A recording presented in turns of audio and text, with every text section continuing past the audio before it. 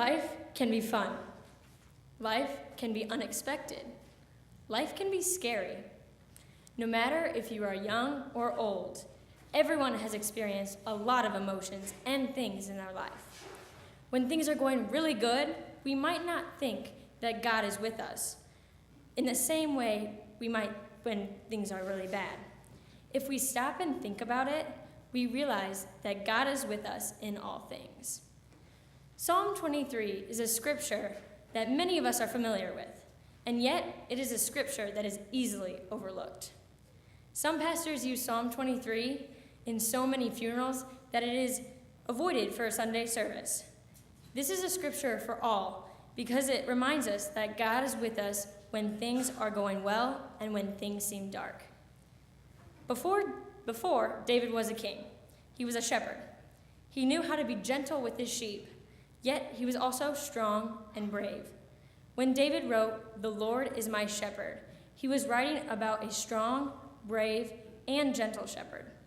A shepherd we can trust during mountaintop highs and in the darkest valleys. Breaking down the scripture, verse by verse, helps me create an image of how the Lord is similar to a shepherd. The Lord is my shepherd, I shall not want. This verse shows us how God cares for us like a faithful shepherd. We don't have to know much about sheep to understand the commitment a shepherd must have for their sheep. Sheep aren't known for their intellect or survival skills. However, under the care of someone who is committed to their life, they will be safe. He makes me lie down in green pastures.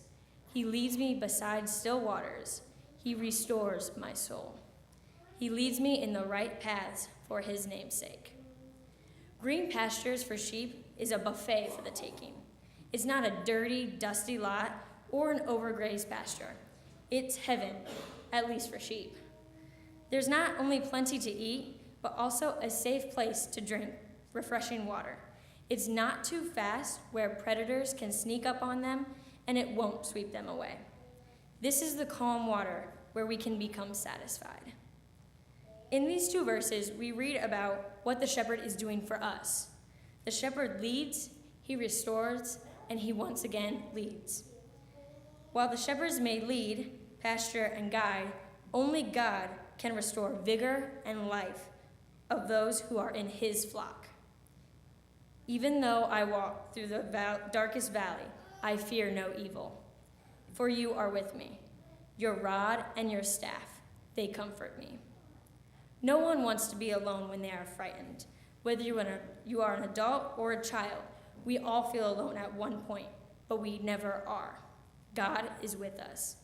The image of God carrying a defensive club to protect us and a staff to guide us and rescue us can give us great comfort. A shepherd would never be without both because he is always prepared. You prepare a table before me in the presence of my enemies. You anoint my head with oil. My cup overflows. In this verse, we shift from the image of a shepherd to one of a host. No good guest would question a host on who is invited or given a place of honor. The idea of a God who loves us so completely that enemies dare not approach us as God prepares a feast gives us peace. We know that not only are we secure, but that God honors us. In biblical times, it was a great honor to be anointed with oil, which signifies great favor.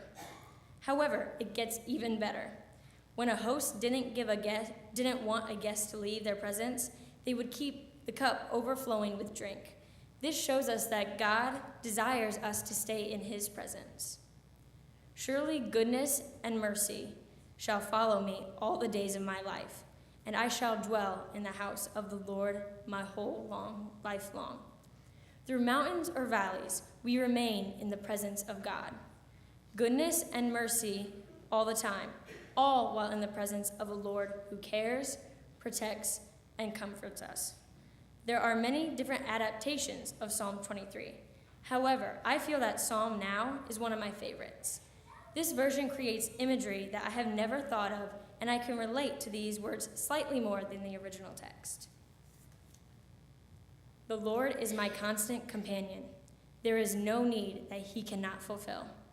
Whether his course for me points to the mountaintops of glorious ecstasy or to the valleys of human suffering, he is by my side. He is ever present with me. He is close beside me when I tread the dark streets of danger, or even when I flirt with death itself. He will not leave me.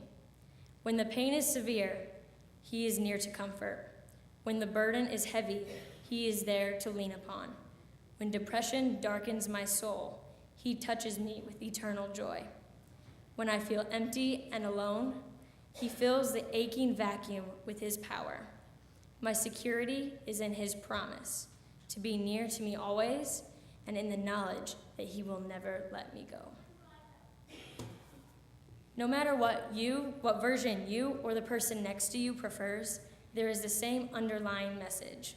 God will always be with us in the good times and the bad, whether you can see him at work in your life or not. You can imagine him as a shepherd caring for his flock, or similar to a host appreciating your presence. It doesn't matter how you perceive him, as long as you recognize that he is present in your life.